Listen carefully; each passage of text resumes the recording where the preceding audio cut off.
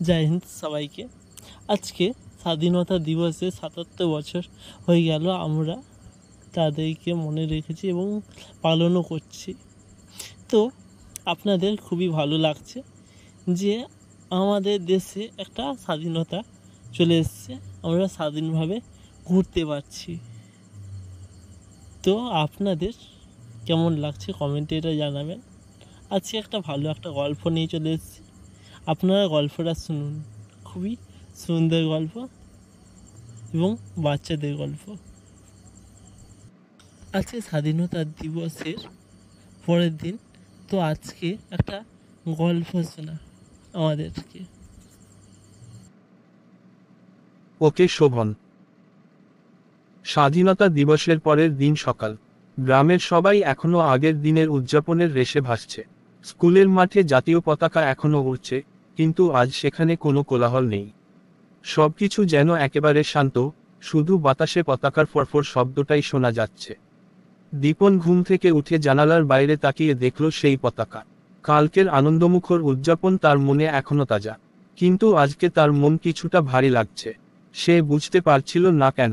সে ভাবতে লাগলো, স্বাধীনতা মানেই কি শুধুমাত্র একদিনের উদযাপন? দীপনের বাবা তখন ঘরে ঢুকলেন। তিনি দীপনের চিন্তিত মুখ দেখে বললেন, কি ভাবছিস বাবা? দীপন বলল, বাবা, কালকে আমরা স্বাধীনতা দিবস উদযাপন করলাম, কিন্তু আজকে কেন জানি মনে হচ্ছে আমাদের আরো কিছু করা উচিত ছিল। বাবা হেসে বললেন, তুই ঠিকই বলেছিস দীপন।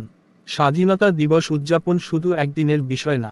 আমাদের প্রতিদিনই সেই স্বাধীনতার মূল্য বুঝতে হবে এবং দেশের জন্য কিছু করতে হবে।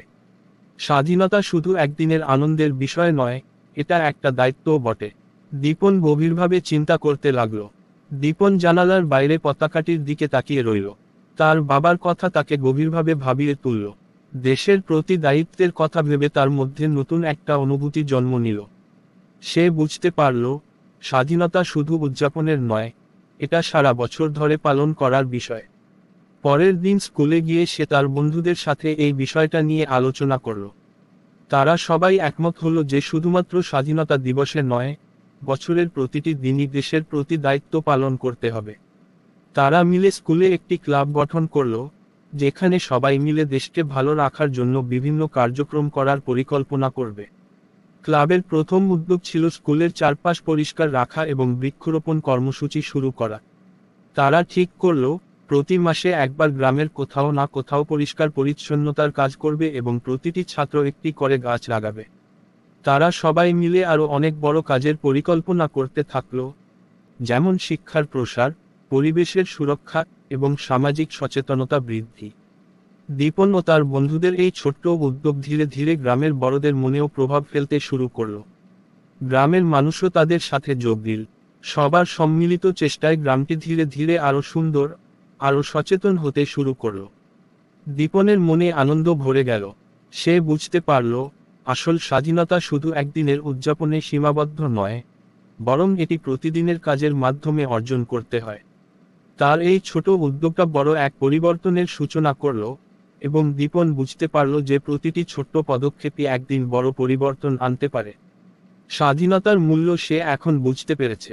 শুধু আনন্দ নয়, এটি দায়িত্ব, কর্তব্য এবং দেশের প্রতি ভালোবাসা, যা প্রতিদিনই পালন করতে হয়।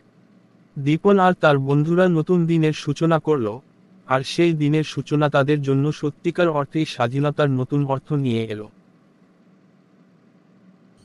তো আশা করি এই যে ছেলের উদ্ভাবন ভাবনা জন্য আমাদের দেশে কতটাই উন্নতি হয়েছে। তো এরকমও আপনারা করতে পারেন, আপনারা একটা একটা করে গাছ লাগাতে পারেন এবং আমার দেশটাকে বাঁচাতে পারেন।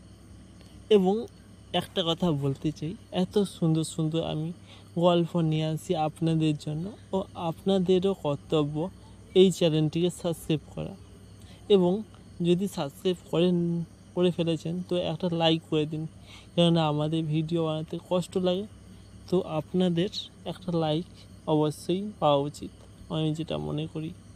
তো একটা লাইক করে দিবেন আপনারা, এবং পাশে থাকা অল নোটিফিকেশান বাটনটা আপনারা অল করে দিবেন, কেননা আপনারা আমার ভিডিও তাড়াতাড়ি পাওয়ার জন্য।